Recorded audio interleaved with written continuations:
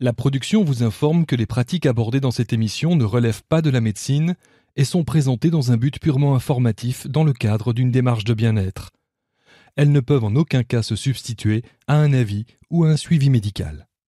Qui ne s'est jamais fait faire son thème astral? Qui ne s'est jamais fait faire une séance d'écriture automatique? Qui ne s'est jamais fait tirer le portrait, surtout quand c'est un portrait psychique? Bienvenue sur ABC dans cette émission, 2 invités pour le prix d'une, de l'astrologie à l'écriture intuitive en passant par la thérapie par l'image. Nous allons tout savoir sur leur méthode. Voici Laetitia et Dorothée dans Experts en thérapie.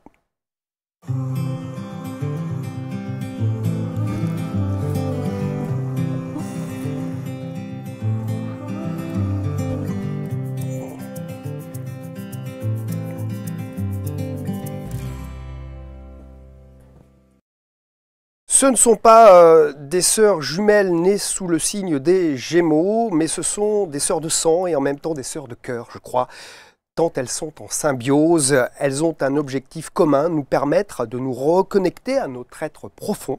Chacune des deux a sa méthode. Nous allons découvrir l'astrologie pour Dorothée, la canalisation et l'écriture intuitive, oui. Pour Laetitia. Et on va parler de vos méthodes et également le travail sur la photo, ce que je disais en introduction, cette ces portraits psychiques. Exactement. Ouais. C'est très intriguant, nous allons découvrir tout ça pendant cette émission, restez bien avec nous. Bonjour à toutes les deux. Bonjour Thierry. Bonjour Thierry. Vous nous venez de Montmartre, oui, une très célèbre ville de Paris. Oui, un quartier. Paris dans Paris, le Paris d'Amélie Poulain. Exactement, oui. Où d'ailleurs on a préparé un petit peu cette émission en terrasse, autour d'un café. Alors vous êtes plongé dans cet univers de la spiritualité. Là, on a une émission très spirituelle, les amis, aujourd'hui, vous allez voir, au-delà des méthodes qu'on va étudier ensemble. Depuis de nombreuses années, vous avez fondé la maison holistique, on y reviendra.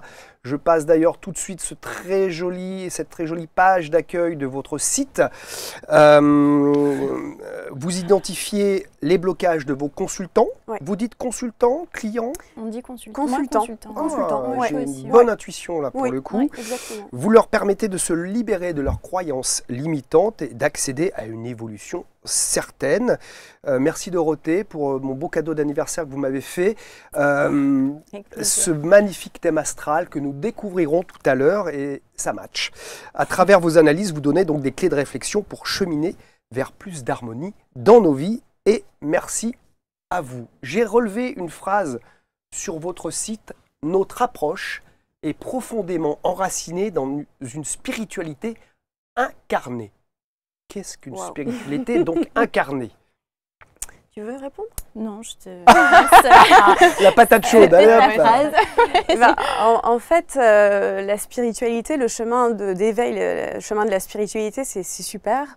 Mais en revanche, quand ça reste un peu trop perché avec des concepts qui ne sont pas applicables à notre vie ici sur Terre, pour moi en tout cas, ça n'a pas trop d'intérêt. Donc j'essaye toujours de ramener ce que je reçois, les messages que je reçois, à l'expérience concrète, l'expérience vécue ici. Vous confirmez? Ouais.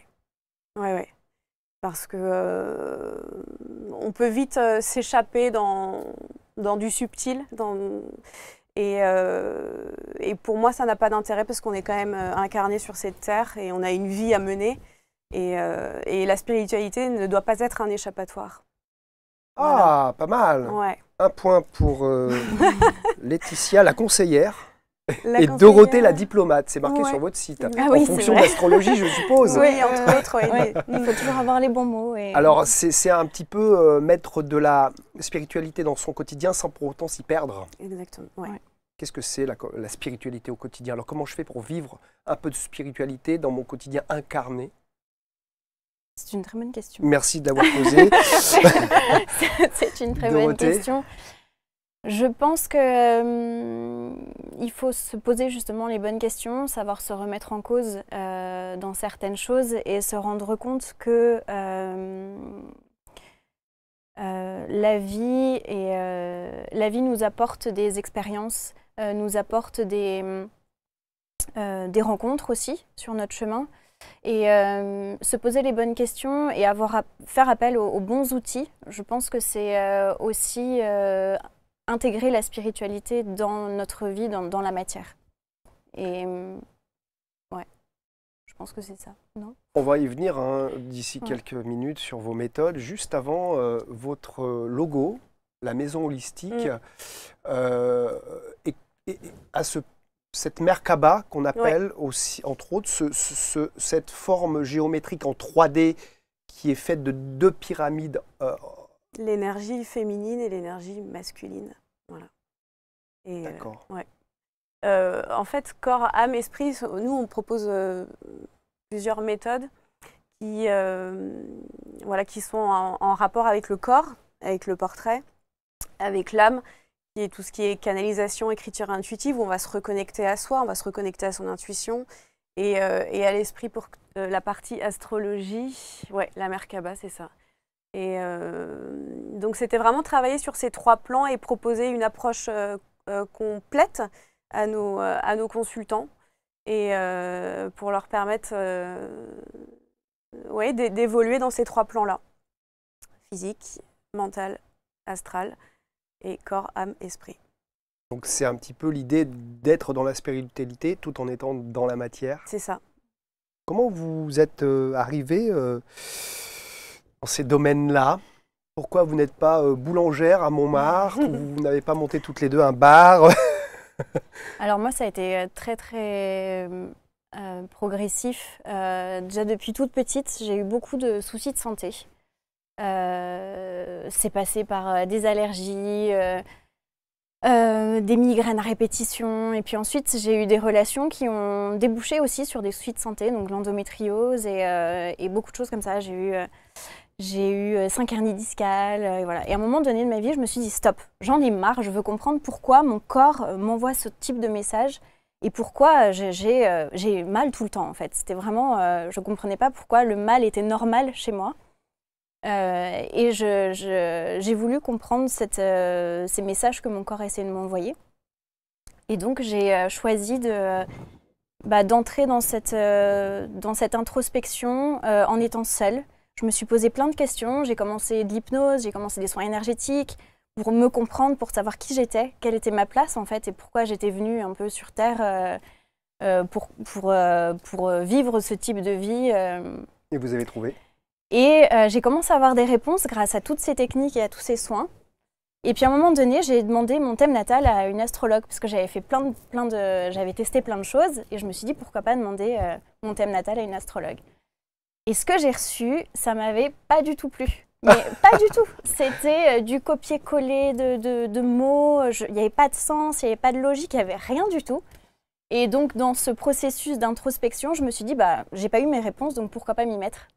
Ah ouais. Et j'ai acheté 1 livre, 2 livres, 3 livres, et en fait ça a commencé à me prendre vraiment, à me passionner. Et j'en faisais matin, midi et soir. C'était tout le temps. Même la nuit, parfois je me réveillais avec une intuition en me disant, faut que je vérifie ça. Et je prenais un livre où je regardais sur Internet si mon intuition était vraie par rapport à ma vie. C'était simplement pour moi que je le faisais.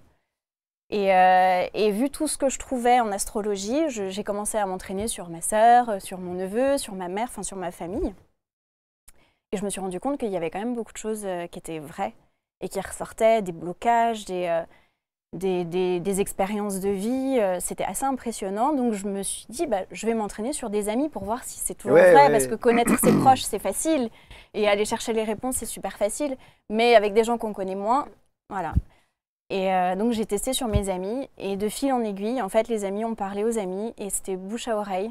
Et j'avais des réactions de « c'est incroyable, tu connaissais pas mon enfance, tu m'as tout dit ». J'avais envie de travailler dans ce truc-là et tu le savais pas du tout. Ah, oui. Et tu m'as donné des pistes comme ça. Et c'est comme ça que je me suis mise à l'astrologie. Ça a été vraiment naturel. J'avoue que c'est assez bluffant. On y reviendra. On fera vite fait, mais mon thème que j'ai lu et qui est effectivement juste, on se dit, c'est moi, dans beaucoup de détails. Vous parliez d'enfance, alors... je vous fais faire un petit jeu. Qui est Dorothée, qui est Laetitia? Alors moi, j'ai retrouvé tout de suite. C'est pour ça que je vous ai contacté. Je suis tombé sur votre site. Et en fait, sur votre site, il n'y a pas vos photos, mais vos photos d'enfance. Et j'ai trouvé ça, au-delà de tout ce que vous faites à la maison holistique, j'ai trouvé, ça m'a inspiré. J'ai dit, ah, c'est trop mignon, c'est rare de voir des photos d'enfants comme ça. Donc, c'est pour ça que je vous ai proposé de venir faire l'émission.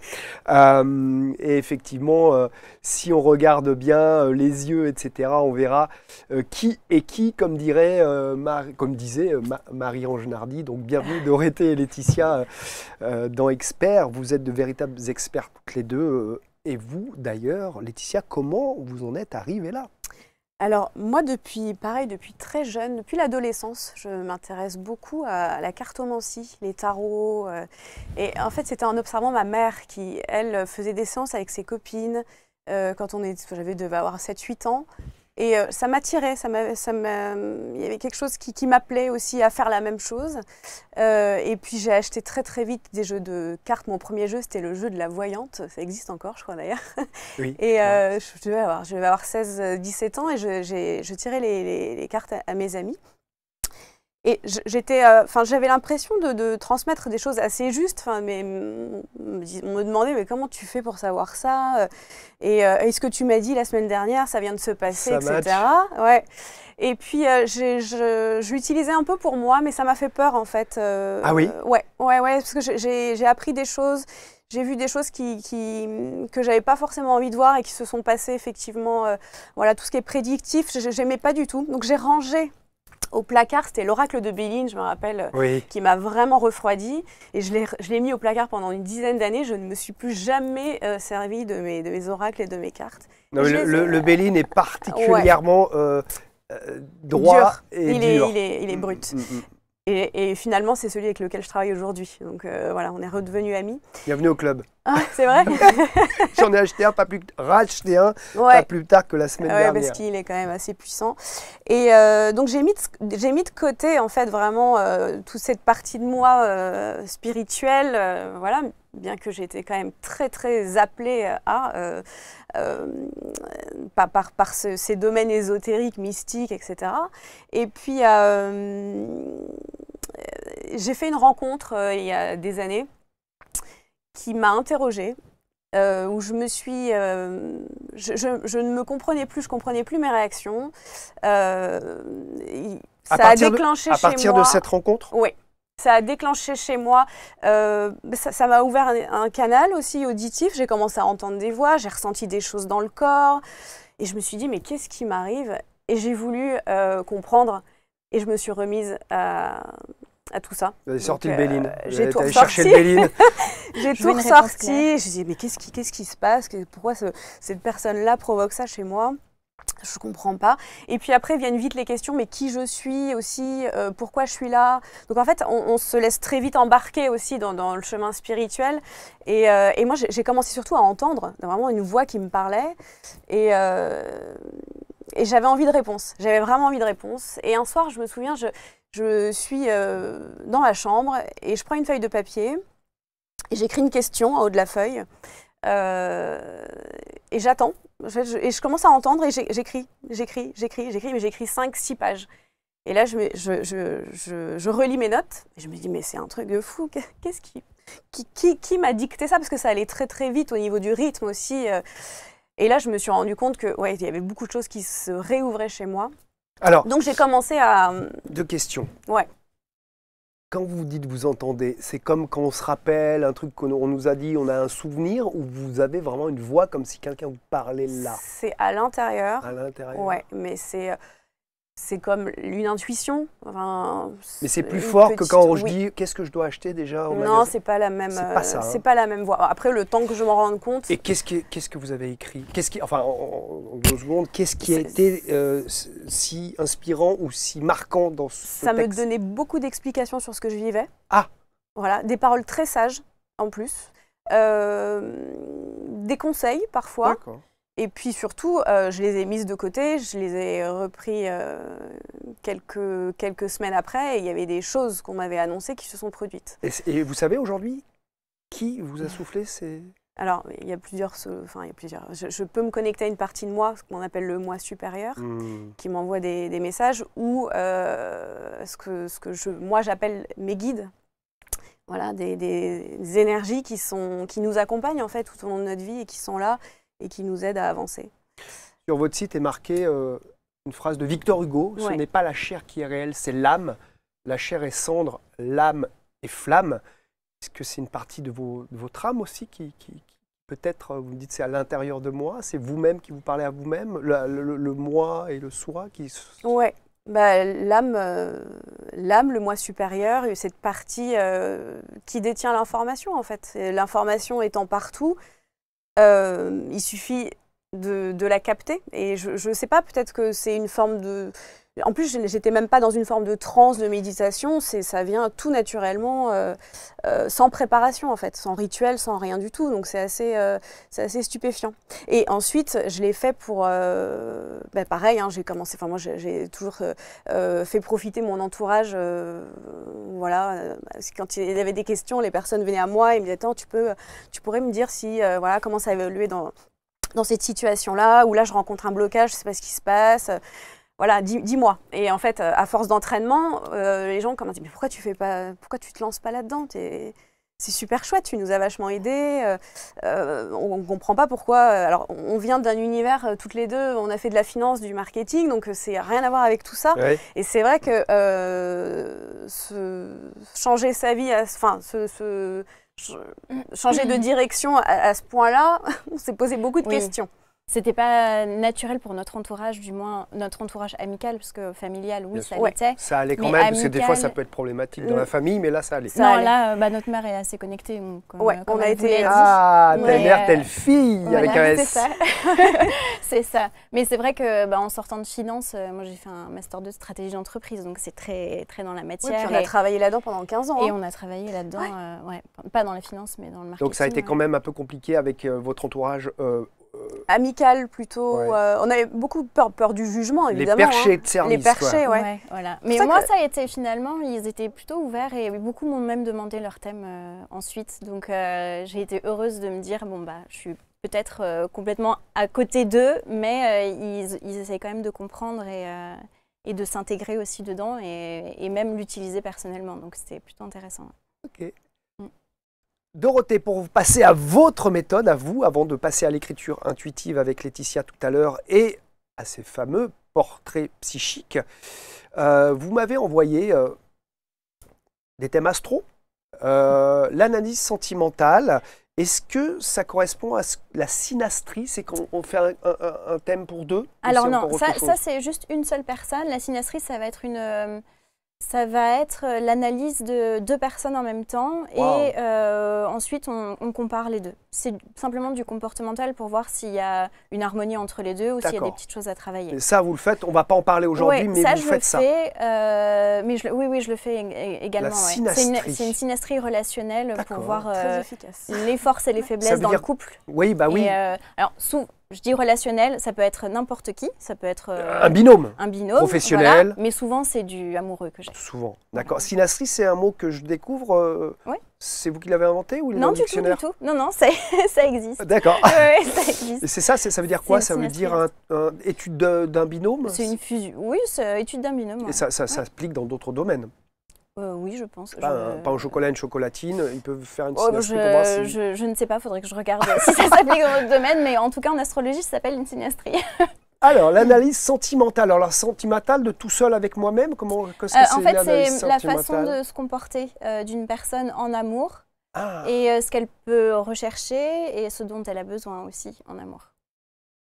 Parce que ça, je peux le voir. Ah bon? Oui. Oui, je peux le voir. Vous n'avez pas regardé chez moi, parce que vous n'avez pas tout fait, parce que ça prend un temps énorme. Et merci d'ailleurs de m'avoir fait ce super thème. Mais en dernière minute. D'accord, l'analyse. C'est intéressant. Alors l'analyse sentimentale, elle va me permettre de. Alors c'est inclus dans le thème. Hein, je fais pas uniquement une analyse sentimentale, mais j'ai voulu faire un focus là-dessus parce que c'est très intéressant et c'est une consultante qui a eu une réaction assez touchante. Quand on regarde sa Vénus, donc la planète Vénus qui est localisée en Poisson et en Maison 9, ça va être une personne qui est assez rêveuse, qui a besoin d'évasion, qui a envie de voyager. C'est un peu une amoureuse de l'amour qui va peut-être même partir à l'étranger pour rejoindre quelqu'un. Voilà. Ah oui. Et donc je lui parlais de ça pendant son analyse. Et puis elle rigolait, elle disait bah oui, effectivement, je suis un peu comme ça.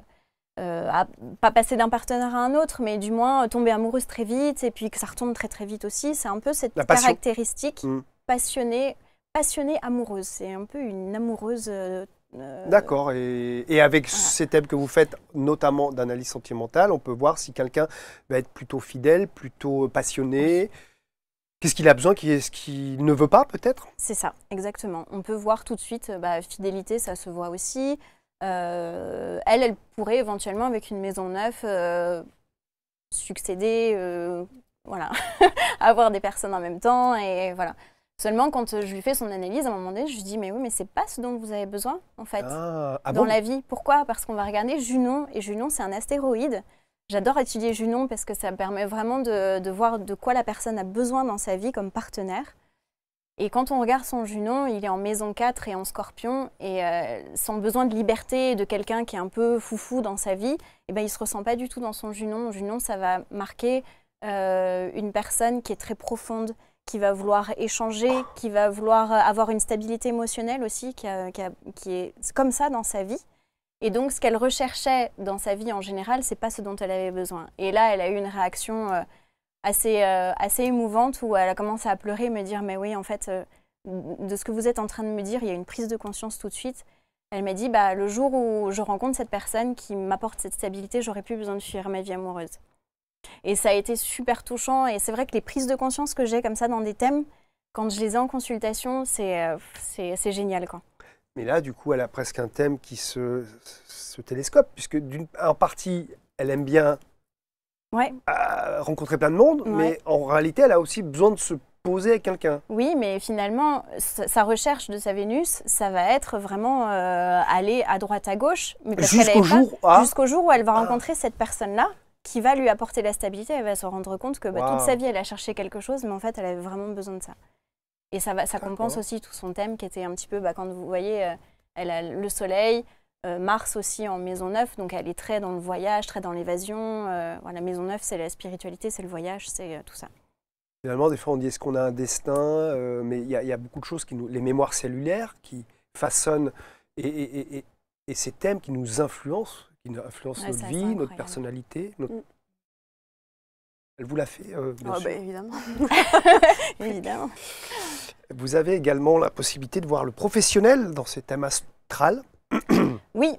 Alors, l'analyse professionnelle, elle va être axée sur... alors, MC, c'est le milieu du ciel. Et en fonction de sa position, on va déjà voir des aspects qui sont présentés, donc que j'ai mis en gras là sur la rouge et bleu.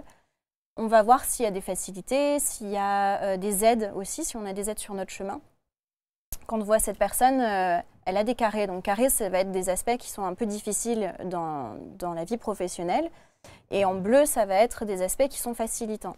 Elle, ce qu'on voit dans son thème, et j'ai eu une intuition, quand je fais un thème natal, je demande une photo. Parce que j'ai beaucoup d'intuition, et souvent, avant même de faire le thème natal, je prends la photo et j'écris ce qui me vient en tête. Et quand j'ai vu son thème, après avoir fait ce petit message de son âme, en fait, je me suis rendu compte je lui ai dit, vous travaillez en famille. Elle a son milieu du ciel en cancer, cancer c'est le foyer, cancer c'est la famille. Et ça a été mon intuition première, vous travaillez en famille. Et vous travaillez peut-être avec votre père. Et quand je regardais son thème, ça se confirmait. Et la problématique de cette personne, c'était quoi? C'était qu'effectivement, elle avait des soutiens familiaux, soutiens financiers. Mais elle devait s'en détacher parce que sa relation au père, c'était un manque de reconnaissance de sa part et son père voulait tout de suite tout capter, avoir lui-même le regard sur lui. Donc il aidait sa fille, mais pour qu'elle ait une reconnaissance et dire c'est moi qui ai tout fait. Et donc il y a eu cette problématique dans sa vie qui était réelle et que je voyais sur sa carte. Et je lui ai dit, en fait, votre étape des 30 ans, ça va être de vous détacher de ça et construire votre propre projet sans cette influence familiale. Vous arrivez à voir dans le temps aussi qu'à 30 ans, il va se passer ça? Alors, en fait, il y a une planète, la planète Saturne, elle va faire le tour de la carte et quand elle revient à sa position initiale, ça représente l'étape des 30 ans. Et en fonction du positionnement de Saturne, là, on voit que Saturne est en maison 2. Donc, c'est le petit dessin du H, là, en rouge, à gauche, en bas de la carte. Il est en maison 2 et la maison 2, ça va être tout ce qui est financier. Et quand j'ai vu, moi, son Saturne, je lui ai dit, j'ai l'impression que vous avez mis fin à quelque chose de professionnel, parce qu'il est quand même lié à son milieu du ciel, pour recommencer autre chose. Et elle m'a dit, oui, effectivement, j'ai arrêté ma société avec mon père et j'ai lancé mon propre projet. Et donc, on peut voir ce type de choses dans les thèmes. Là, c'est analyse professionnelle. Et puis après, je l'ai axé sur des choses qui correspondaient à ses compétences, qu'elle pouvait faire. Et, parce qu'on voit tout ça dans un thème natal. On peut orienter, pas orienter, on peut guider vers toutes les compétences qu'on a. Et ça éclaire aussi énormément le chemin professionnel. Ouais. D'accord, c'est-à-dire que finalement, on peut faire une lecture de mes compétences professionnelles et se dire, mais en fait, je suis boulanger. Mais je devrais être pâtissier, quoi. Oui, c'est ça, à peu près. Ou mécano. Exactement, oui, bien sûr. Ouais. Ça donne beaucoup d'informations. Ou thérapeute. Il y a beaucoup de personnes en première... On parle de première partie de vie et de seconde partie de vie parce qu'à un moment donné, dans notre vie, on a une prise de conscience et on a envie d'évoluer vers autre chose. Et parfois, on ne sait pas où est-ce que je dois aller. Je sais que je fais ça depuis le début de ma vie parce qu'on a plein de conditionnements, des conditionnements familiaux, des conditionnements de la société qui disent il faut qu'on ait de l'argent, il faut qu'on ait un bon travail. Et puis il y a les conditions de vie aussi qui font que c'est important d'avoir ce type de choses dans notre vie. Puis à un moment donné, on se rend compte qu'on n'est pas sur notre chemin, que ça ne résonne plus en nous et on a envie d'aller vers autre chose. Et l'astrologie, ça permet aussi de faire le point et de se dire vers quoi j'ai envie d'aller aujourd'hui. Je ne sais pas, mais je sais qu'il y a un truc en moi qui a envie. Et souvent, il faut arrêter d'écouter. Quand on est dans ce questionnement, il faut arrêter d'écouter les autres. Parce que les autres, ils ont des limites qu'on n'a pas forcément. Et il faut se détacher de la vie des autres parce qu'il faut s'écouter intérieurement. C'est Van Damme qui dit oui, il faut arrêter les bruits du monde, arrêter d'écouter les bruits du monde. Tu n'y arriveras pas, c'est trop dur, tu ne vas pas y arriver, c'est pas pour toi. Ouais. Et moi, je suis fasciné par vous, moi, Mo aux manettes, Marc à la production, qu'on est tous différents, qu'on a tous nos fonctionnements et qu'on a tous notre voix. On peut faire des choses ensemble, mais il faut se respecter soi, être soi-même. C'est ça. Et le découvrir, c'est bien, connais-toi toi-même, disaient certains... Ouf, Socrate. Répondez-nous dans les commentaires. On a besoin de vous, là, sur ce coup. Merci beaucoup. Avant de retrouver mon petit thème, pour voir aussi comment ça fonctionne pour moi, une petite page de pub, on se retrouve juste après. Voici donc le petit livret astrologique. Non, je voulais faire cette petite blague parce que j'ai trouvé ça trop mignon et je voulais aussi en parler parce que ça fait partie, Dorothée, de votre travail. Oui. Le petit livret astrologique qui permet d'avoir un thème astral, mais pour les enfants. Exactement. Et qui effectivement... un petit livret pour apprendre l'astrologie en s'amusant, connaître les planètes et leur rôle, assimiler les bases fondamentales qui permettent d'interpréter un thème natal. Pour comprendre votre enfant, je vous ai mis quelques photos là qu'on a prises juste avant parce que je n'avais pas encore vu le manuel. Qu'est-ce que vous pouvez nous dire sur ce petit livret que vous faites pour chaque enfant qui vient vous voir? Oui, c'est quand les parents veulent commander le thème astral de l'enfant. J'ai créé ça, je suis assez fière de ça parce que j'ai toujours eu une hésitation sur le fait de faire un thème pour les enfants ou non parce que comme vous pouvez voir pour les adultes c'est assez profond et il y a énormément d'informations sur des blocages dans une vie et je voyais pas l'intérêt de le faire pour un enfant. Et puis j'ai eu des rencontres sur mon chemin qui m'ont guidée vers ça. Un petit garçon que j'avais rencontré à l'anniversaire de mon neveu d'ailleurs et qui me dit, je gardais un petit groupe et le petit me dit j'ai une violence en moi, j'ai envie de taper sur tout. Et je commençais à lui parler, je lui disais mais pourquoi tu veux ça? Parce que mon père ne me comprend pas, parce que quand il achète des jouets c'est pour les faire lui, il ne partage jamais rien avec moi. Et donc la réflexion a commencé à partir de là, où je me disais mais ce serait un outil merveilleux. Je dis j'ai les outils en moi pour aider ce petit garçon, aider les parents à comprendre les enfants. Parfois, il y a des incompris entre les parents et les enfants. Et je me disais, je sais que j'ai l'outil pour apporter un petit peu plus d'harmonie dans ce type de relation. Et donc, l'idée a commencé à mûrir. Et puis, j'ai réfléchi à comment mettre en place un thème natal pour un enfant avec des choses plutôt comportementales. Expliquer comment se comporte l'enfant, donner des petits conseils aux parents pour pour les guider, pour les accompagner. Et vous faites faire un petit travail aux enfants, c'est pas comme un cahier de vacances. Dedans, je crois que vous me disiez, entoure ton signe astrologique et celui de tes parents. Voilà. Vous les initiez aussi quelque part. Oui, j'aime bien. J'ai décidé de faire ça comme ça pour que les enfants puissent le lire aussi. Et donc, sur chaque planète, j'explique la place de la planète en astronomie, sur le rôle de la planète en astrologie. Et je permets à l'enfant aussi, c'est assez ludique, il faut entourer ces petits signes. Et ensuite, il y a l'étude astrologique du thème natal de l'enfant, qui est intégré. C'est vraiment super. Bravo, je le remontre encore une fois, mais vous l'avez compris, hein, pour voyager dans les étoiles avec les enfants, le petit livret astrologique. Alors là, c'est celui de Sacha, c'est un membre de votre famille, mais bien sûr, vous pourrez avoir le même avec le prénom de vos enfants, évidemment. Voilà, il y en a un autre, voilà. Et vous en avez fait combien à ce jour, à peu près? Ouf. J'en ai fait pas mal. Ouais. Plutôt des dizaines? Plutôt une cinquantaine, ouais. Ouais, d'accord. Ouais. Les parents sont... Il y a eu énormément de bouche à oreille dessus. Et c'est vrai que quand j'en ai fait un, même les enfants adorent, ils se lisent et parfois même ils demandent aux parents, mais est-ce qu'elle me connaît, Dorothée? Parce que je signe. Et c'est vrai que ça les fait rire en fait de lire leur description, de dire mais c'est vrai, je suis comme ça, comment elle sait? Parce que je traite... l'enfant, son comportement à l'école, son comportement à la maison, avec ses amis, comment il réagit. Et c'est vrai que c'est assez drôle et c'est un partage avec les parents. Souvent, je conseille aux parents de le lire avant. Parce que, en fonction de ce qu'il y a, voilà, c'est léger, c'est dit légèrement. Mais souvent, je conseille aux parents de le lire et ensuite de le lire avec l'enfant. Et c'est vrai qu'il y a un lien qui se crée grâce à ça et je trouve ça génial. Ah ouais, bah oui, on travaille, parce qu'on ne pense pas forcément à travailler. Il y a des discussions entre parents, enfants, etc. Mais c'est pas toujours qu'on va en profondeur avec un support comme celui-ci.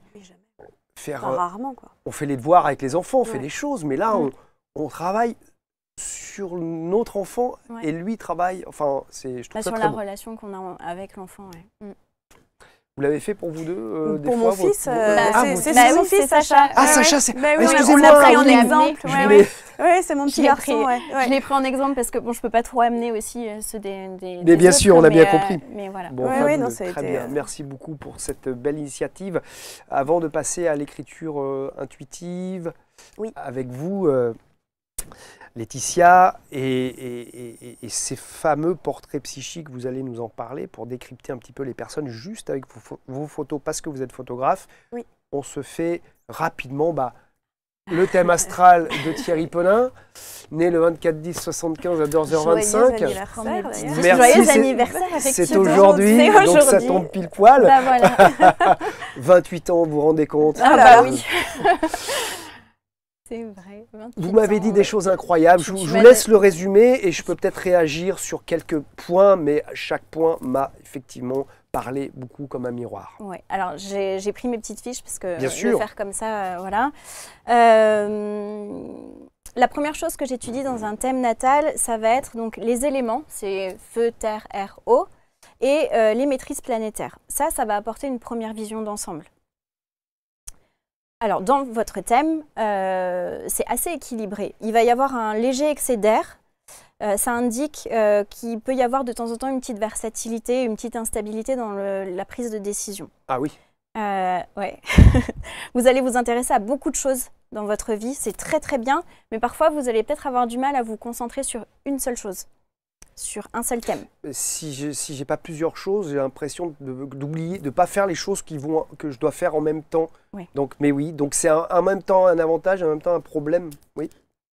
Il va y avoir aussi un besoin profond, c'est d'accumuler des connaissances, de comprendre les choses, de savoir. Savoir, ça va être quelque chose d'indispensable dans votre vie. Ah, j'avais pas prévu d'être animateur journaliste, en tout cas de cette façon de faire ce travail-là, mais je comprends qu'effectivement, j'aime bien aller... Après, quand j'ai compris un truc, je l'oublie, je m'en fous, je passe à autre chose. Ouais. Mais il faut que je comprenne jusqu'au boutisme un truc, quoi. Ouais. Peut-être trop, des fois. Peut-être un peu tête en l'air aussi, non? Moi maintenant, parce que plus jeune. Mais tête en l'air dans le sens, des fois je suis un peu dans la lune. Dans la lune. Bon, bah ça, à l'école, on me le disait tout le temps. Ouais. Donc, quand plus petit, c'était peut-être un petit peu compliqué. Beaucoup plus. De Jusqu'à ado, même 25 ans. Ouais. Donc il y a 3 ans encore, j'étais pas... C'est ça. Quand on continue sur les éléments, il peut y avoir aussi un léger manque de feu et ça peut représenter un petit manque de spontanéité parfois. Eh bien, oui, des fois, trop vouloir faire bien les choses et... Ouais, trop organisé. La lune en maison de 10 dans le thème. On me l'a déjà dit en plus. Ouais, il fallait laisser plus de place à l'instant, à l'intuition, pas tout contrôler. C'est ça. Que tout soit bien organisé, bien cadré, ça doit vous rassurer ça. Ah oui. Oui. Au moins, je le dis à des gens autour de moi, je dis mais pourquoi tu notes pas, pourquoi tu mets pas dans ton agenda, etc. Alors que moi, ça me rassure moi, peut-être les autres n'en ont pas besoin. Oui, ils se rappellent les autres, ils n'ont pas besoin de ça. Ensuite, après avoir étudié les éléments qui vont donner vraiment une première vue sur le comportement, on va regarder les planètes, le positionnement planétaire pour voir s'il y a des maîtrises ou des exils, ou chutes, ou voilà. Et dans votre thème, on a Lune en maison 10 qui est en exil, Vénus en Vierge en maison 1, Mars en Cancer et Saturne en Lion. Bon, c'est pas paniquant. Hein. Quand il y a des planètes en exil ou en chute, ça va insister sur un côté assez challengeant, de devoir maîtriser son comportement, il peut y avoir quelques difficultés et ça va inciter un peu le travail sur soi dans notre vie. On parlait avant de l'émission, je crois que vous n'étiez pas encore arrivé, des fois des personnes, comme ça peut parfois arriver à certains, comme moi aussi, de partir un peu en vrille dans le sens où je vais parler un peu fort. Oui, mais non, on avait dit ça, pas comme ça. Et du coup, c'est ça que vous dites ou... Non, là, c'est plutôt le travail sur une vie, en fait, quand on a des planètes qui ne sont pas à l'aise dans un signe. Je vous donne un exemple. La Lune en maison 10, la Lune, c'est quoi? C'est les émotions, c'est les ressentis, c'est les intuitions. Et en maison 10, la maison 10, c'est la maison du Capricorne. Elle est très organisée, très cadrée, voilà. Donc la Lune, elle n'a pas sa place dans cette organisation-là. On ne peut pas laisser exprimer ses émotions. C'est pour ça qu'elle n'est pas à l'aise dans le signe. Donc il va y avoir parfois des petites dualités dans le comportement. C'est ça. Je comprends. C'est ce qu'on voit quand on a de ce type. Ça me parle énormément ce que vous dites là. Tu dévoiles tout? Bah oui, je dévoile tout. Je vais peut-être laisser 2-3 trucs de côté. Allez, un petit dernier pour terminer. Allez. Alors, on va focaliser sur l'ascendant Vierge et le Soleil en Scorpion qui est à 0,01 degré. Ça veut dire que 20 minutes plus tôt, vous étiez Balance. Donc, il y a quand même... ça veut dire que je suis un peu Balance ou quand même? Enfin, je veux dire, là, ça aurait pu. Ça m'influence. Si l'heure de naissance n'est pas très juste, peut-être. Ça m'influence quand même? Non. C'est-à-dire que je suis sur Scorpion? Dans votre thème, non, ça n'influence pas. Mais par contre, 20 minutes avant, j'aurais été quelqu'un d'autre presque. Ouais. Quelqu'un d'autre, non, mais du moins les objectifs de vie auraient été un peu différents. C'est les objectifs de vie. Alors, si vous travaillez dans les hôpitaux, que vous faites, si vous êtes sage-femme, vous notez bien les heures. Parce que si un jour, quelqu'un vient voir Dorothée, il faut que ce soit précis. Sinon, elle va dire n'importe quoi. Il faut vraiment que ce soit précis. Là, dans votre cas, c'est sûr qu'à 20 minutes près, ça change. Et après, dans le thème, on va confirmer ou non. Ça y est, vous voyez, je veux tout savoir. Il faut que j'enquête, il faut que je vérifie. Maman, on va voir, on retourne à Angoulême. Je suis né à Angoulême. On va aller voir ça. Bon, merci beaucoup. Oui. Il faut que ce soit précis. D'ailleurs, je demande à mes consultantes de bien vérifier sur carnet de santé ou demander son acte de naissance auprès de la mairie de naissance. À quoi ça... C'est important de l'avoir. Alors, vous avez dit tout à l'heure, je le relève, parce que je ne crois pas que je l'avoir, mais vous avez ces outils-là qui sont magnifiques. Et merci de nous partager tout ça. Mais il y a l'intuition. Et l'intuition vous confirme le thème astral, ou le thème astral vous confirme votre intuition. Donc, ça fait une double information que vous pouvez communiquer à vos consultants. Oui, quand je suis en consultation, parfois je me détache un petit peu du thème et j'ai des idées qui me viennent et je le dis et souvent c'est même vérifié sur le moment avec la personne. Ouais. Le côté intuitif, là vous l'avez toutes les deux, on va venir à vous bien sûr Laetitia pour parler justement de ce côté intuitif et de l'écriture, non pas automatique. Vous m'avez dit, il faut dire intuitive. Ouais. On va voir pourquoi il y a les deux différences. Juste quelques témoignages chez Dorothée avant de passer chez Laetitia.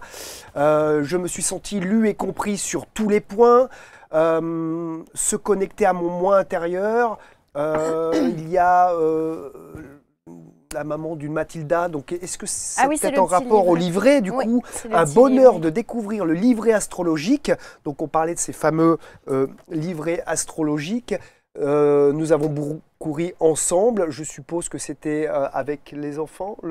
Oui, c'était la maman qui voilà, a lu. Ce qu'on avec disait, que ça fille, crée une relation particulière. C'est un outil que tous les parents devraient avoir pour comprendre et accompagner son enfant au mieux pour ce qui concerne le petit livret astrologique. Des conseils, des outils pour continuer à évoluer avec un regard différent à chaque étape. Aurélie nous dit ça de votre travail d'astrologue. Vous vous dites astrologue aujourd'hui ? Ouais, j'ai réussi à me dire que j'étais astrologue. Ouais, et c'est vrai que Aurélie dit ça dans son petit avis. Je laisse pas les gens avec le thème comme ça. J'essaye de leur apporter aussi mon expérience personnelle avec tous les soins que j'ai testés.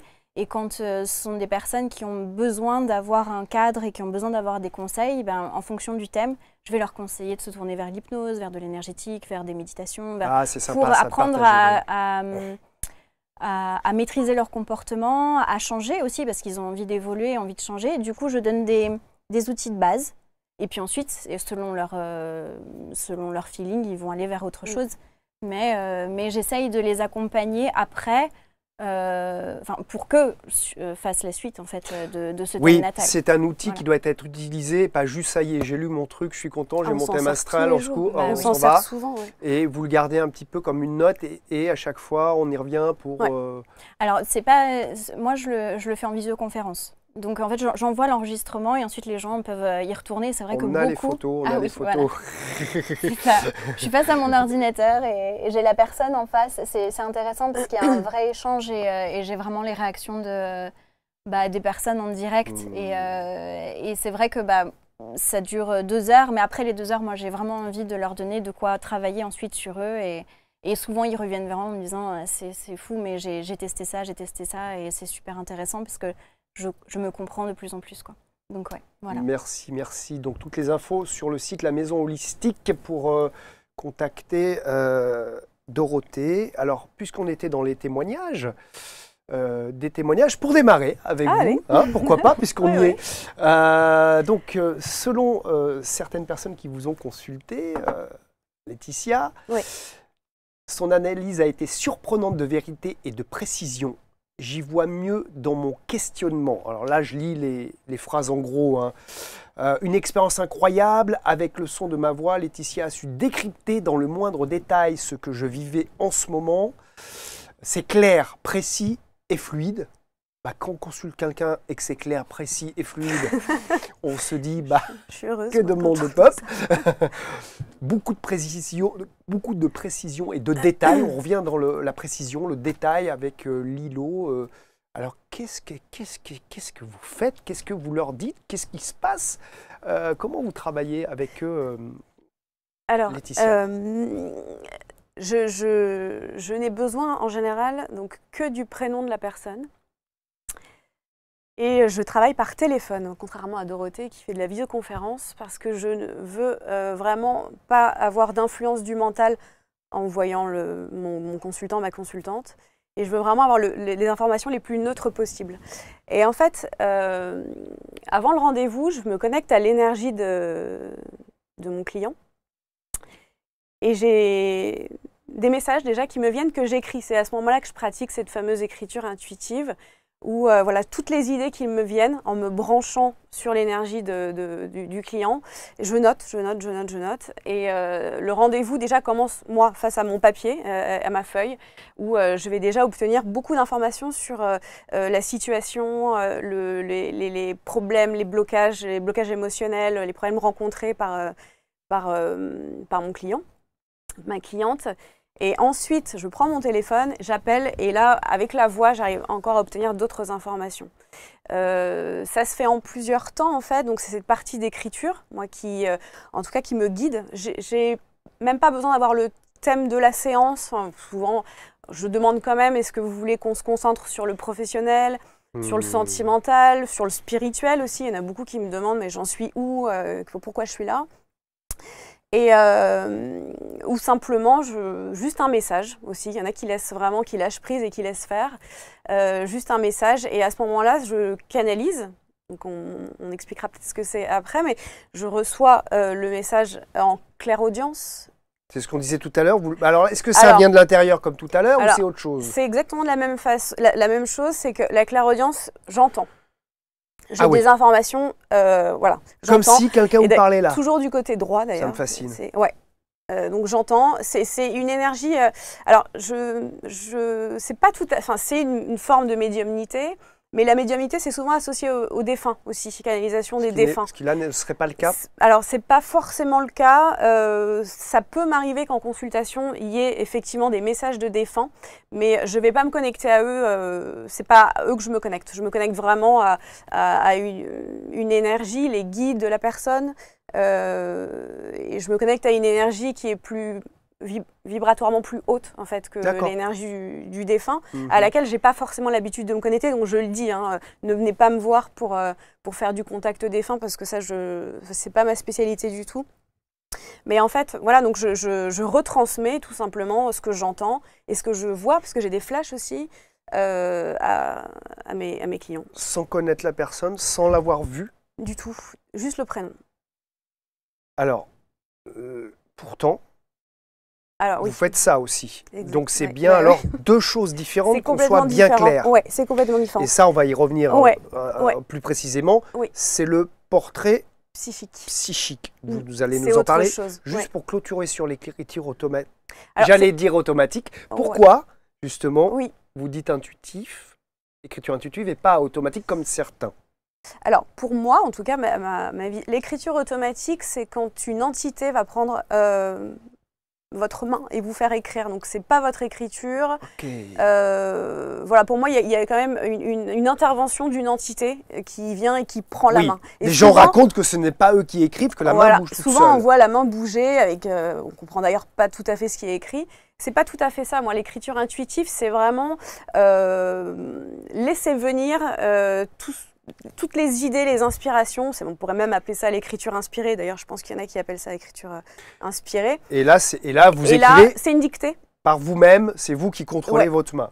Alors souvent, je donne un thème, donc je demande quel est le message que cette personne-là a besoin d'entendre aujourd'hui. Qu'est-ce qui pourrait l'aider? Et j'écris comme une dictée vraiment, et parfois ça va très très vite, d'ailleurs je leur dis stop, doucement, et en fait ça vient tout seul. Et la canalisation, c'est une canalisation aussi, ce qu'on peut appeler canalisation, channeling, c'est de la canalisation écrite en fait. On se connecte à une énergie et on reçoit de l'information. Et moi je suis juste un transmetteur, sur papier. Ça. Je suis le messager, alors sur papier et à l'oral, parce que mes consultations c'est par téléphone.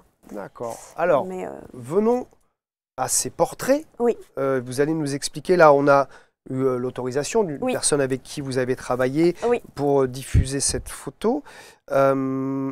C'est Shem, elle est naturopathe et vous avez fait une séance avec elle. Mais en gros, alors si vous voulez nous donner des détails peut-être sur cette séance, pourquoi pas, mais en gros, là vous travaillez par contre… Sur l'image. Sur l'image. Oui. C'est en deux parties, ça aussi, sur l'image. Mais en fait, donc je suis parce que vous êtes photographe. Depuis d'ailleurs, pour voir toutes vos photos de photographes, pour ceux que ça intéresse, laetitiabenadi.com. Oui, c'est ça. Mais le travail purement après avoir fait la photo, là, si vous l'utilisez pour travailler sur la personne, comment ça marche alors déjà, donc je suis photographe depuis quelques années maintenant. Et vous avez photographié des personnes que vous recevez ici. Voilà, on peut saluer Arnaud Rioux. Arnaud Rioux, Serge Boutboul, que j'ai eu devant mon objectif. Et en fait, je me suis rendu compte en faisant de la photo que les gens étaient très vulnérables devant l'objectif. Et c'était un moment où il y avait un échange déjà énergétique assez puissant. Et en fait, en découvrant les photos à la fin d'une séance, il y a comme une transformation qui s'opère déjà chez le modèle. Et j'ai toujours trouvé ça vraiment touchant de voir les gens arriver dans mon studio, l'avant et l'après. Comme s'ils se découvraient, il y avait une forme de découverte de soi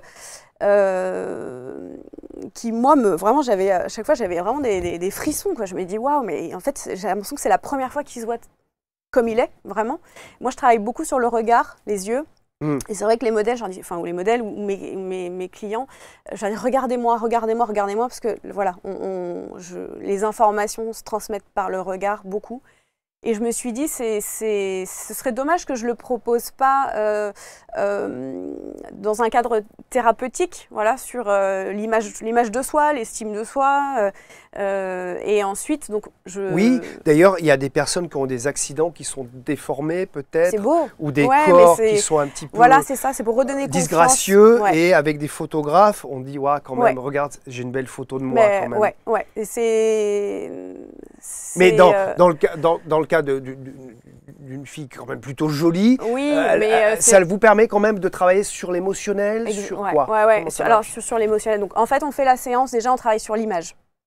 L'image de soi. L'image de soi, voilà. Comment, qu'est-ce que je renvoie, qu'est-ce que je transmets, quelle est mon énergie, que dit mon regard en fait aussi, hein. Dans les yeux, on peut lire beaucoup de choses. Et on peut pas changer notre regard. Là, c'était souriant cette séance-là, mais souvent les gens ne sourient pas, hein, sont assez neutres. Bon, et ensuite, donc, on fait cette première partie, et ensuite on fait un accompagnement, donc pareil, en canalisation. Moi, je me branche pour le coup à la photo, et là, on reçoit des informations sur des blocages émotionnels, sur ce qui a dépassé, sur... voilà, et il peut se présenter, enfin, je peux recevoir toutes sortes d'informations, comme dans une consultation, dans un accompagnement classique. Voilà, donc c'est une méthode assez complète où on va travailler sur l'image et ensuite on travaille aussi de façon un peu plus... Qu'est-ce que ça amène de plus? Parce que si je veux faire une séance avec vous, pour avoir des informations sur moi, je peux faire donc l'écriture automatique et on s'appelle. Oui. L'écriture intuitive, pardon. Oui. Excusez-moi. Mais qu'est-ce qui fait quelle est la valeur ajoutée? Enfin, il n'y a peut-être pas ni bien, ni... C'est peut-être un choix, mais c'est quoi la différence avec là? Là, vous avez une écriture intuitive, mais avec une photo. La canalisation sur photo, ouais. Et là, vous voyez la photo de la personne et c'est pareil, vous allez avoir des infos sur elle. Et de la même façon que par la voix ou par le... En fait, c'est pas... c'est en complément, c'est une autre forme d'accompagnement. C'est un accompagnement où... Par contre, là, la personne vient dans votre studio pour faire la photo. Alors ça, c'est à Paris, hein, c'est pas... voilà, sinon, je consulte par téléphone, donc tout le monde peut m'appeler. Mais ça, effectivement, c'est à Paris, c'est en studio à Montmartre. Et c'est tout autre chose. C'est vraiment tout autre chose, mais je me suis dit que c'était dommage de pas le proposer, parce que moi, la photo, déjà, j'aime beaucoup et je trouve qu'il se passe quelque chose toujours en séance. Il y a toujours un échange. On se met un peu à nu. On se met à nu, c'est un moment très même intime. si c'est que le visage. Même, oui, les gens parlent beaucoup, les gens se livrent, en fait. C'est un moment vraiment qu'on a pour soi, on s'offre. Ouais. Et on s'offre à vous aussi. Non, mais dans le sens, on s'offre dans le sens... On se laisse faire aussi. On se laisse canaliser aussi. Oui, parce que et surtout, on lâche tout. C'est un moment de détente où on ne sait pas ce qui va se passer. En plus, c'est ça, parce que les gens, ils viennent, ils savent pas qu'est-ce qui va m'arriver là devant ce... Voilà, c'est impressionnant hein, d'être devant un objectif, des flashs. Oui. C'est pas évident pour tout le monde. Non, et en fait, on se rend compte, moi j'adore, c'est très déstabilisant. Et en fait, on a accès vraiment à l'essence de la personne tout de suite. Parce que souvent, il y en a, c'est un peu les gros durs, voilà, et puis finalement, devant l'appareil photo, pouf, on relâche tout. On a reçu Virginie Glory dans Expert en thérapie pour une magnifique émission sur la lithothérapie. Elle me dit, mais je suis là, mais je suis terrifiée, pas par l'émission, par le fait de comment je vais me voir à l'image. On s'est dit la même chose. Sur son image, de se mettre en avant aussi, parce que c'est un challenge. De se mettre en lumière, très très dur. C'est la première fois, nous. Oui. Merci pour votre confiance. Est-ce que ça marche si moi je vous envoie une photo que je me suis pris en selfie, ça n'a rien à voir. Donc vous ne faites pas? Non, ça je ne fais pas. C'est si vous voulez faire ça, vous venez au studio à Paris, sinon vous m'appelez, je vous fais un accompagnement par téléphone au son de votre voix.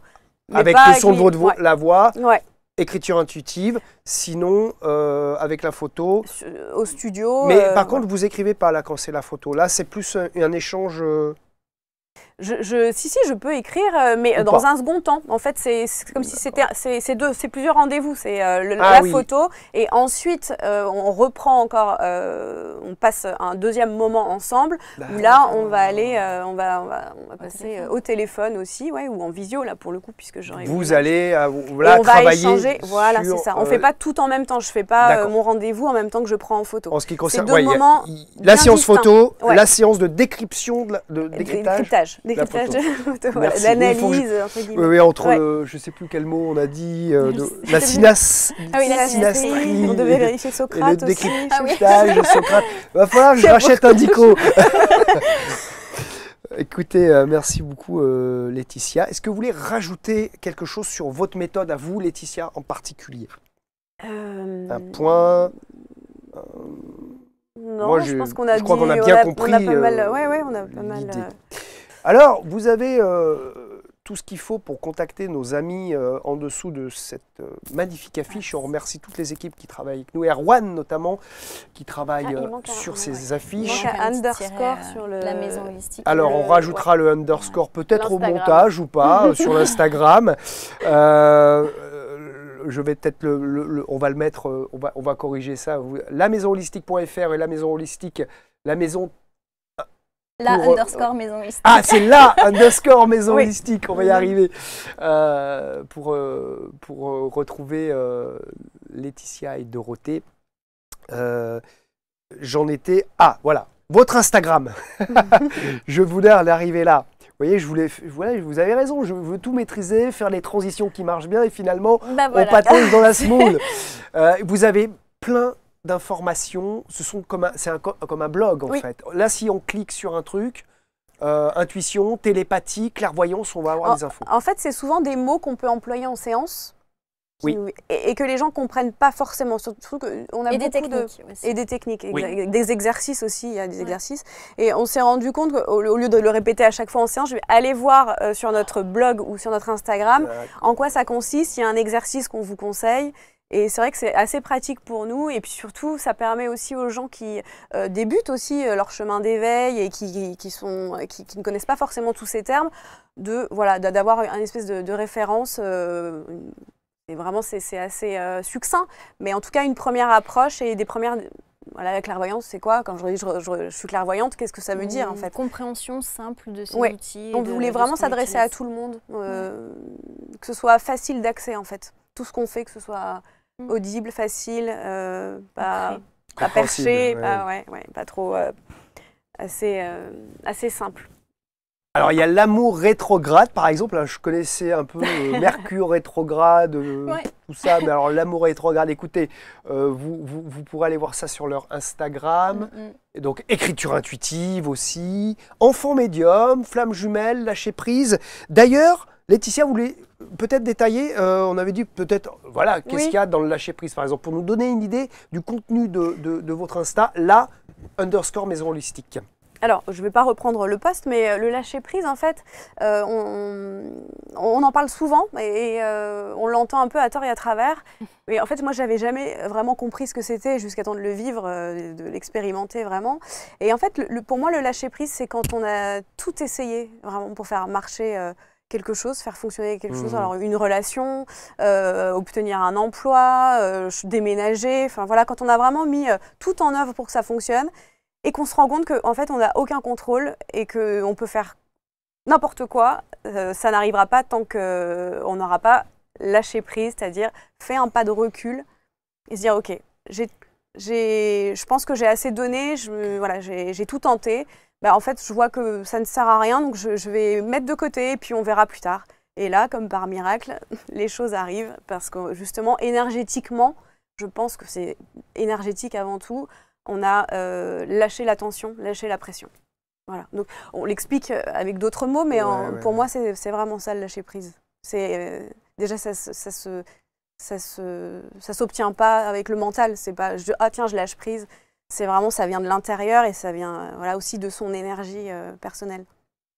Je sais pas si. Non, mais c'est le fait que vous voyez, cette image, on a déjà vu sur les réseaux où il y a une fille qui est jolie, alors je m'approche d'elle, mais elle s'en va, et plus je m'approche, plus elle s'en va. Donc c'est un petit peu l'idée de dire, ok, je m'approche un peu, et après je laisse faire. Ça sera peut-être la chose à venir à elle.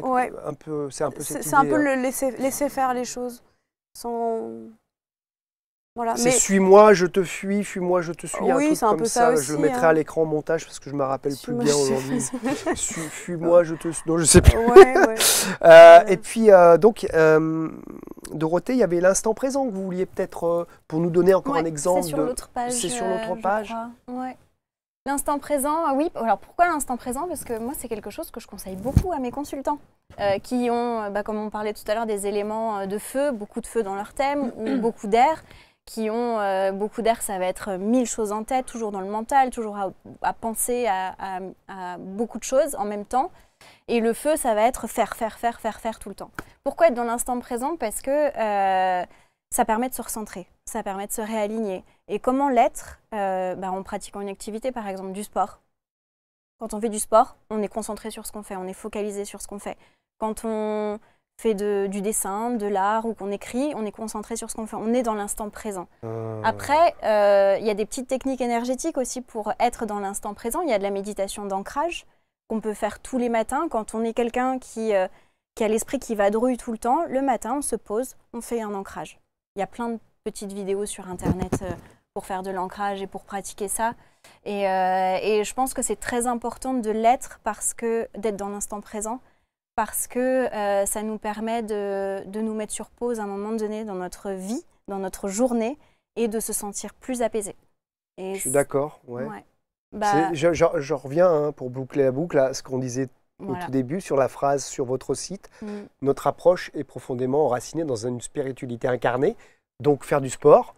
Voilà. Alors, on n'est pas dans la haute spiritualité en faisant du sport, mais quelque part, si on le fait pour soi, pleinement, on est dans une spiritualité incarnée d'être dans la matière. C'est ce qu'on est là pour ça. Et puis prendre du temps pour soi aussi. D'utiliser ses sens, prendre du temps pour soi. Et trouver un bien-être intérieur. Et c'est ça. Mais merci d'avoir donné cet exemple. Parce que, Dorothée, Laetitia, des fois les gens se disent, mais c'est quoi être l'instant présent?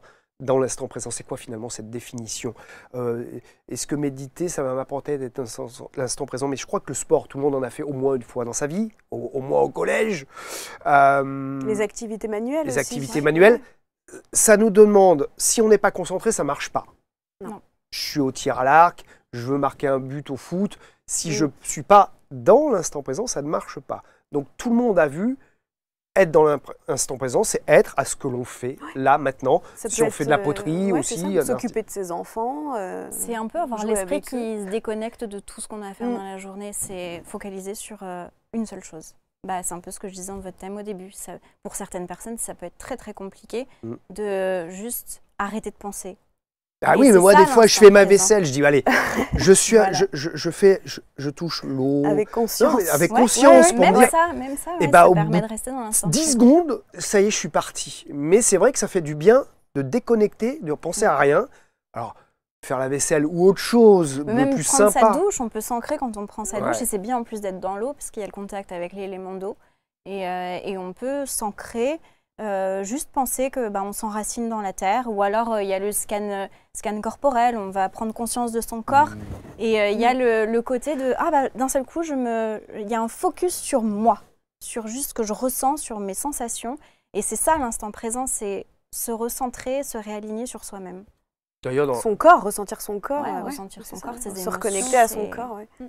Son corps, et utiliser nos 5 sens. Parce que l'intuition, on ne l'entendra pas si on est... Ah oui. Si on est trop dans ses pensées, dans son mental. Alors, vous qui travaillez avec l'intuition, il faut que vous soyez dans l'instant présent. Sinon, faut faire si vous pensez à la liste de courses, c'est foutu. Non, ça va pas. Avant de faire un thème natal, je m'ancre. Je fais un ancrage pour pouvoir recevoir les messages dont j'ai besoin pour la personne. Tout le monde a de l'intuition, on le dit tout le temps. On peut la développer? Ah oui. On est souvent coupé de notre intuition quand on est plus jeune et qu'on a un cadre de vie qui nous demande à être dans la matière. Et faut savoir se mettre en silence, je pense. C'est ça, on veille. Et se retrouver seul aussi, parce que ça aide beaucoup d'avoir des moments de solitude, d'ennui même. Alors moi, je ne suis jamais seul, grâce à ça. Ah oui, c'est terrible. Moi, j'adore les réseaux sociaux. Hein. J'adore échanger, mettre des trucs. Ouais. Mais alors finalement, ça nous déconnecte de nous-mêmes. Bien sûr, oui. Il faut savoir. Ça n'aide pas, effectivement. Vous êtes quel signe astrologique toutes les deux? Je suis Taureau avec beaucoup de Scorpions. Et moi, je suis Cancer. Avec beaucoup de Taureau et de Lion. Alors, la maison holistique vous propose astrologie, portrait psychique, thérapie intuitive, écriture intuitive. C'est important le signe lunaire. On n'en a pas parlé. Si, j'ai parlé de votre lune. Ouais. Le signe lunaire, oui, il est important. Ça va être notre attitude dans le quotidien, ça va être justement notre connexion à nos ressentis, à notre intuition, à nos émotions. Et oui, c'est très très important. C'est la façon de se comporter vraiment dans le quotidien, avec les gens, à la maison. Voilà. C'est très très important le signe lunaire. Merci beaucoup d'avoir été avec nous pendant ce partage. On a appris plein de choses. Vous pouvez retrouver les filles Dorothée et Laetitia sur la maison holistique Corps, Âme, Esprit sur Internet, sur Instagram. Merci pour les commentaires que les gens vont laisser dans cette émission. On les lit, on est ravis quand vous nous en laissez des gentils, surtout pour nos invités qui viennent nous voir de très loin, Montmartre. Ouais. Ça fait quelques arrêts de métro quand même, hein. Elles se sont levées tôt. Vous voulez rajouter quelque chose pour conclure? Pour conclure, oui, on peut dire que moi je vais me focaliser sur l'astrologie et sur ce que je peux voir, c'est que la vie elle va nous apporter des rencontres et des expériences à vivre et qu'il faut se laisser l'opportunité d'explorer tout ce qui vient à nous. Et surtout de lâcher sur les limites des autres, laisser les limites des autres aux autres pour pouvoir explorer ce qu'on a en nous. Vous l'avez dit tout à l'heure et vous remettez un coup de... Je pense que c'est très très important. C'est vrai, c'est parce qu'on se fait influencer alors que... Oui. Et c'est aussi le secret de l'épanouissement de se recentrer, de savoir ce qu'on a en nous et de laisser la vie aux autres. Ouais. Moi, je rajouterais juste une chose, c'est écouter sa première intuition, dans n'importe quelle situation. Ce sera toujours la meilleure la meilleure voie à suivre. Même la première intuition, même s'il y a un oui mais juste après qui vient. Mais non, attends, laisse-lui cette chance. Et celui-là, il vient au bout de 3 secondes. Tout de suite, ouais. T'as un truc de oui mais. Non, ça c'est le mental. Mais la première intuition, en général, quand on la suit, c'est qu'on est sur la bonne voie.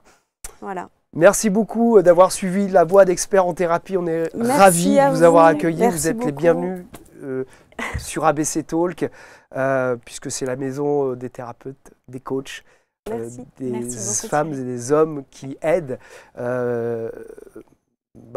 tous ceux qu'ils peuvent dans le domaine du développement personnel, des soins énergétiques. Vous en faites un peu aussi des... Oh oui, on a tout tenté, nous. L'hypnose régressive.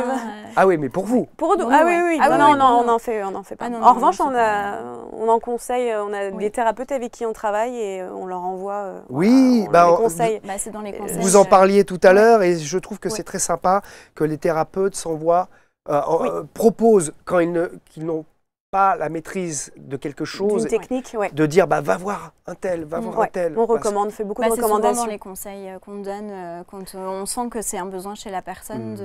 Et c'est des personnes qu'on a toujours essayées et qui nous ont même suivis dans notre propre parcours. On ne va pas recommander quelqu'un qu'on n'a jamais essayé. Voilà. Et même les techniques qu'on conseille, c'est des choses... On n'a pas envie de finir l'émission. C'est ça, on reste là. Mais on va vous laisser, Thierry. on va la continuer sur les commentaires. Je suppose que vous répondrez aux questions, aux remarques qu'on va vous poser éventuellement. Puis je vous encourage, bien sûr, si vous avez un thème astral à faire ou à offrir, ou aussi le petit livret astrologique pour les enfants, contactez... Miss Dorothée, et puis écriture intuitive, et bien sûr, on l'a dit, les portraits psychiques, ça vaut le coup, se faire tirer le portrait et aller plus loin sur soi avec Laetitia. Merci de nous avoir suivis dans Experts en thérapie, merci pour vos commentaires et partages, à très bientôt.